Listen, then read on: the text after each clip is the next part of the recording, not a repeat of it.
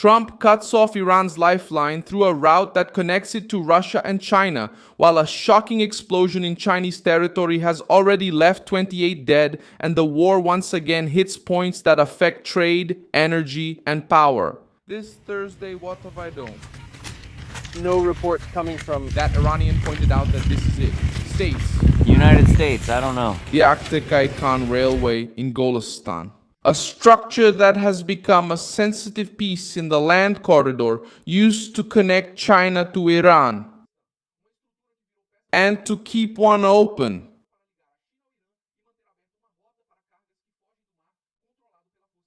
I don't know What that is. I don't know the What is? It's not just broken concrete. It's a political and economic message. If Tehran tries to escape by rail, Washington shows that it's also watching the railway. The route, which connects two strategic regions in about 10 to 15 days, has come to be seen as a lifeline for China's Belt and Road Initiative, and also as an alternative for Russia amid tightening sanctions and the logistics war. Meanwhile, China faced another internal blow with a fire at a shoe factory, leaving 28 dead.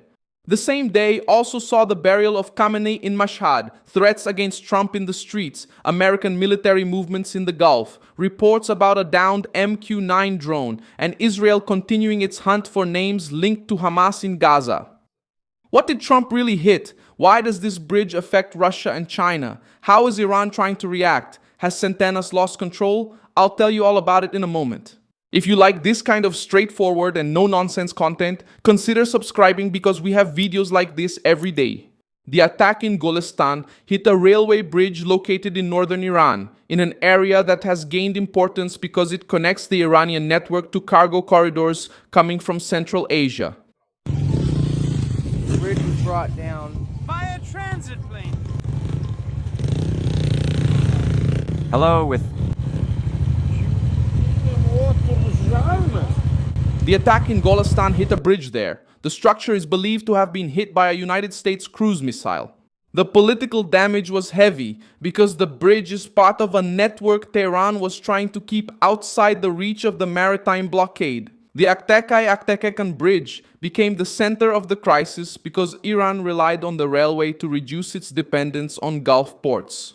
China inaugurated a direct railway connection with Iran in 2025 with cargo leaving Xi'an and arriving at the Aprim dry port near Tehran in about 15 days.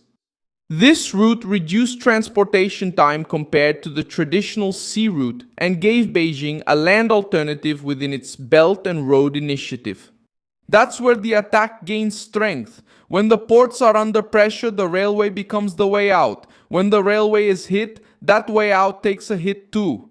The reason for the American action is in the Strait of Hormuz. US Central Command stated that new offensives aim to reduce Iran's ability to threaten civilian ships and energy routes. The operation hit dozens of military targets, including structures related to missiles, drones, logistics, and defense. Washington did not just want to respond to the attack. It wanted to show that freedom of navigation would not be held hostage by the Revolutionary Guard. Trump treated the ceasefire as over after the attacks on ships in the Strait of Hormuz and began to apply both military and financial pressure at the same time. If Tehran tries to compensate through land trade with China and Russia, the pressure shifts to the cargo corridors.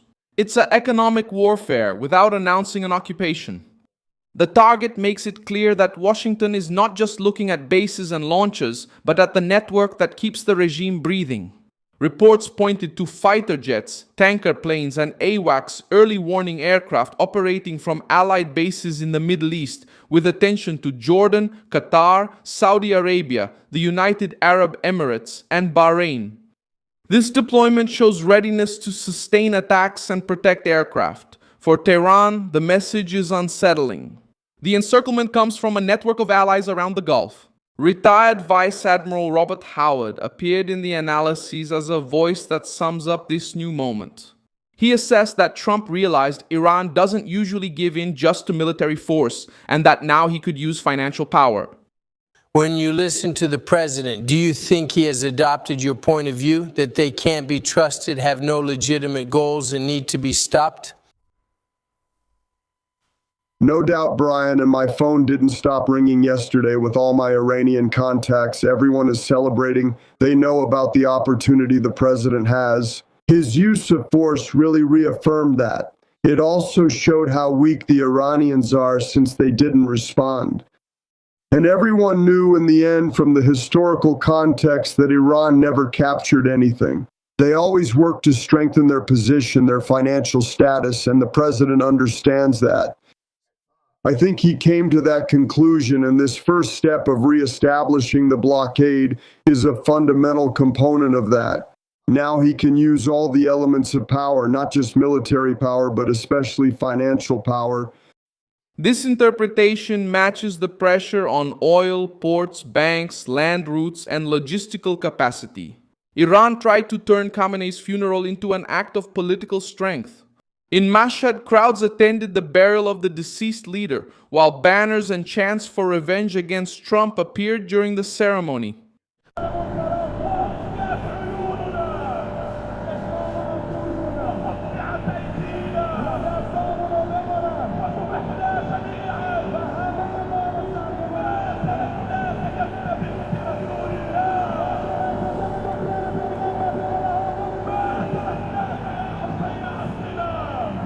Peace and mercy of Allah be upon you. Tehran aims to show unity, but reality is more tense. On the military front, Iran released new footage claiming that its air defense tracked, intercepted, and shot down a US MQ-9 drone. If confirmed, it would be the loss of an aircraft valued at around $30 million and used in surveillance and attack missions. American authorities have already acknowledged significant losses of this model during the war, while Iranian propaganda tries to use each downing as proof of capability. Even so, shooting down a drone doesn't change the central fact. Iran continues to be hit in its infrastructure, routes, and economic power. China entered this story in two different ways. On the surface, it appears as a direct stakeholder in the land corridor, which passes through Iran and reduces dependence on vulnerable maritime routes. Internally, they are facing the industrial tragedy in Xinjiang, in Fujian province, where the fire hit the Huiting shoe factory. There were 237 workers and 2 visitors in the building. 213 people were rescued or evacuated, but 28 died. The Chinese leader demanded a full search, a quick investigation, and punishment for those responsible. The Chinese leader demanded an investigation and punishment. The Chinese leader demanded a full search and punishment for those responsible. What's new?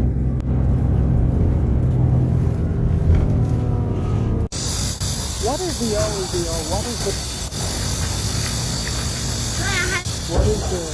the lead? There.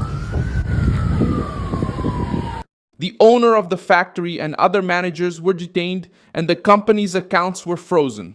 The area is known as the shoe capital of China, with thousands of factories and a huge influence in the global supply chain.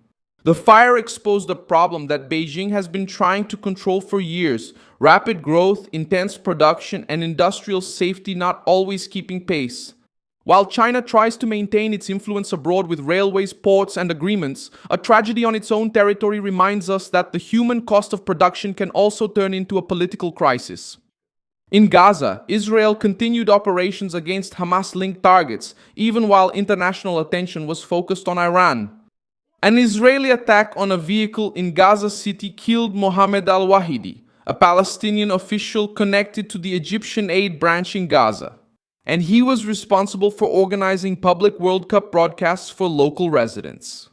Israel stated that the target was a Hamas militant and said that al-Wahidi was not the target. The episode showed that the war in Gaza is still on the table. Washington also showed political discord. Scott Fitzgerald was quoted as saying that the United States would be at war in Iraq, although the central crisis is with Iran. Now, we are in a war in Iraq. This is once again kind of in the spotlight. If we don't solve this, we're going to have serious problems in the future. Ricky Crawford, president of the House Intelligence Committee, defended the idea that part of the Iranian people would support American help to achieve freedom.